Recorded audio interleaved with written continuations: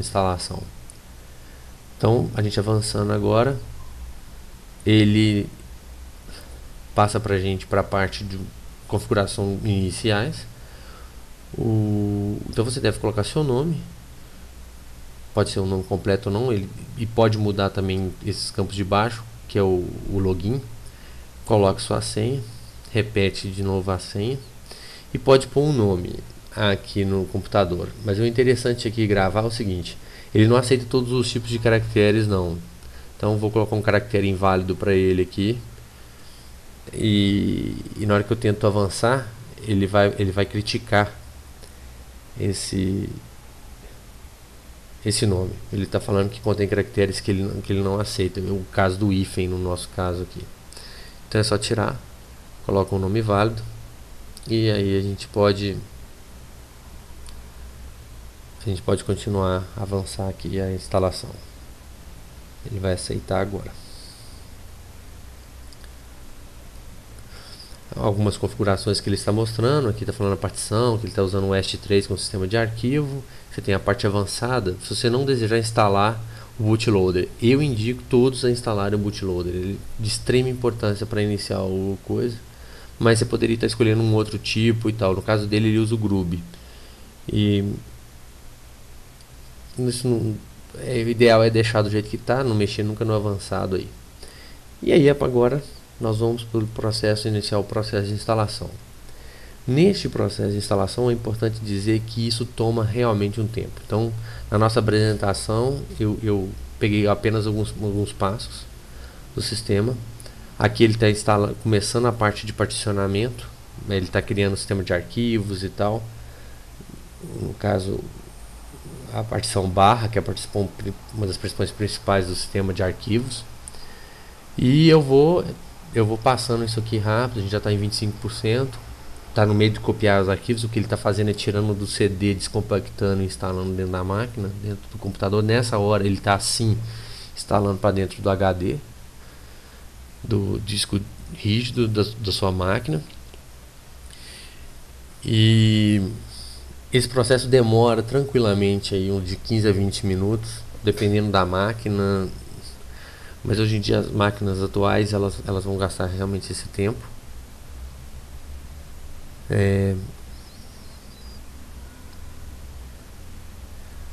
Depois, quando ele chega perto de 80%, ele já está a parte de criando usuários, já acabou de copiar os arquivos do CD. Mas tem um negócio diferente, porque o CD que eu tinha um CD em inglês.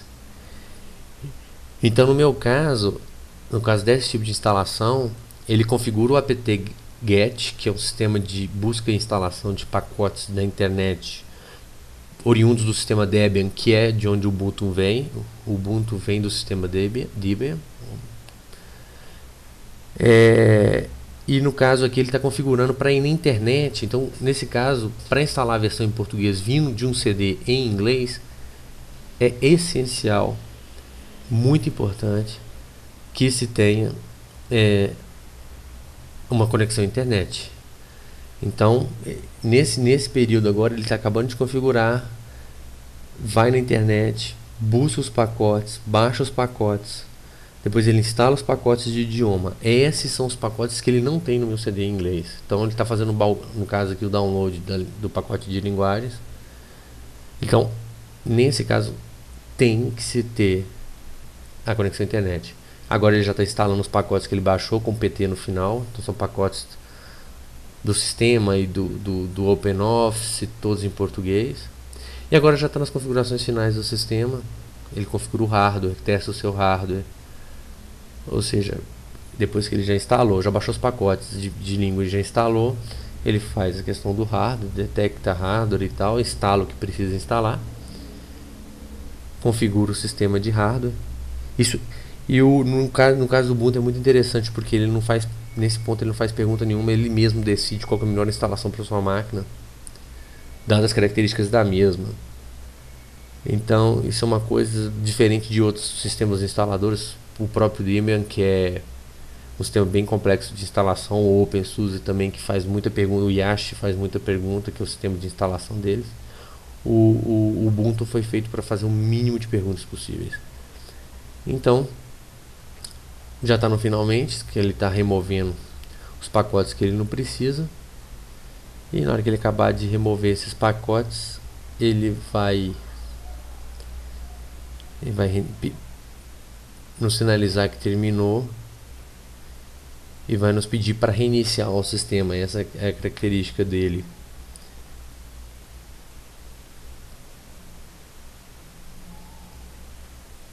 Copiando os últimos registros da instalação e já vai nos avisar que terminou.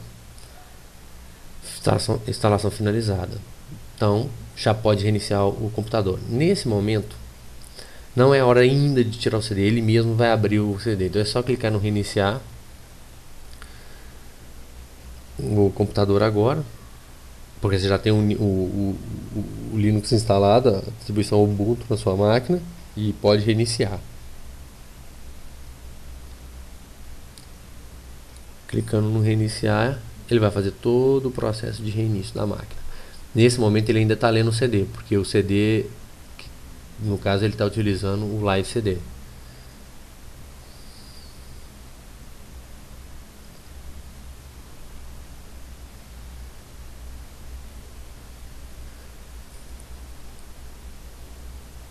Terminando de fazer o fechamento, que é normal, ele precisa terminar os processos, parar os serviços. Ele mesmo vai orientar, vai abrir e está falando, ó, por favor, remova o disco e aperte Enter para iniciar. Você pode apertar Enter, ele vai fazer todo o processo de abertura já, que eu já pulei, já no computador. Então já estamos prontos para abrir o Ubuntu. Eu vou falar um pouquinho de opções aqui. Então ele dá o nome do computador aqui, Alexandre, no caso. Me dá data e hora, me dá idioma se eu quiser mudar, porque ele tem o inglês instalado também. Me permite iniciar, desligar e suspender daqui, deixar ele no estado de suspensão para reinício rápido depois.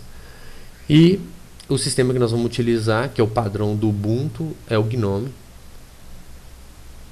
A gente não precisa falar, porque já é o padrão dele, mas você poderia escrever isso aí. Então a gente vai logar com aquele usuário que a gente criou, com aquela senha que a gente criou na instalação.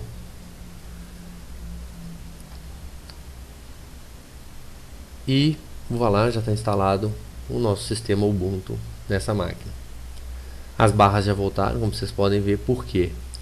Porque essa versão é uma versão totalmente nova, instalada, sem problema.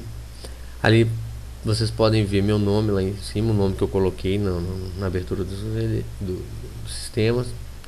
Conexão de rede, se tem alguma, ele já mostraria as conexões de redes que eu teria aqui nessa máquina. E aqui a gente pode ver, já está tudo em português. E a gente já tem todos os menus com os aplicativos, com a parte de escritório, com o OpenOffice, editor de texto, planilha eletrônica, que são essenciais para esse tipo de sistema. Acessórios. Depois a gente vai até falar numa outra sessão também sobre o terminal, que é a forma de poder trabalhar com o shell do sistema. Tem a parte de preferências, que a gente depois pode entrar mais específico em cada uma das funções. E finalmente estamos terminando a instalação.